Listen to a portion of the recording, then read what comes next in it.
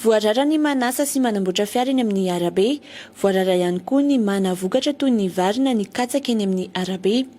Namoaka fanambarana iombonana mampatsiahy ireo fepetra ireo ny ministera ny asa vaventy sy ny ministera ny fitaterana andro vitsivitsy lasa izay. Voakasika ity fanambarana ity avokoa ny lalana rehetra, na ny lalam-pirenena, na ny lalam-paritra, na ny lalana kominaly, eny fa na ny lalana any ambanivohitra aza. Natao hitaterana sy mifamezivezen'ny olona sy ny entana ihany ny lalana hoy ny fanambaran'ny ministera rotonta. Notsindrin'izy ireo ihany koa fa voarara ny mampiasa ny sarety misy kodiarana vy. Tsy nahofoka ny fikasana sakan'ondrana volamena sy vato sarobidy no kasaina teratany vahiny anankiray atao Malitalata. Tratra tany anaty vatany nasisika tamin'ny Sinabe ny bolongambolamena 7 izay milanja 537 grama sy vato sarobidy mangamanga everina fasafira izay milanja 20 grama. Ny kasa indray ny sidiny Air Mauritius ka ho an'ny Colombo sy Sri Lanka ity teratany vahiny ity no sarony. Teo amin'ny fitsiriana amin'ny scanner no nanana iay ireo mpiasa ny fahadiseranany ka voatery natao fisavana feno ity mpandeha ity. Rehefa tsy nahitana na inona na ino io fisavana io dia natao tamin'ny fitaovana fitsiriana vy ny fanaraha-maso ka tamin'izay no nahitana fa nisy vitany anatin'ny Sinaiben'ilay olona. Ny fizahan-pahasalamana nataon'ny mpitsabo izay natsoina avy hatrany no nahafahana nahita sy namoaka ireo entana no kasaina ahondrana.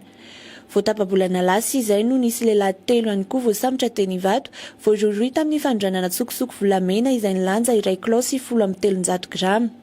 Tany anatin'ny Sinaibeny ihany koa no nanafenany ilay voarohirohy anankiray tamin'izy ireo ny bolongambolamena milanja 570 sy 700 grama.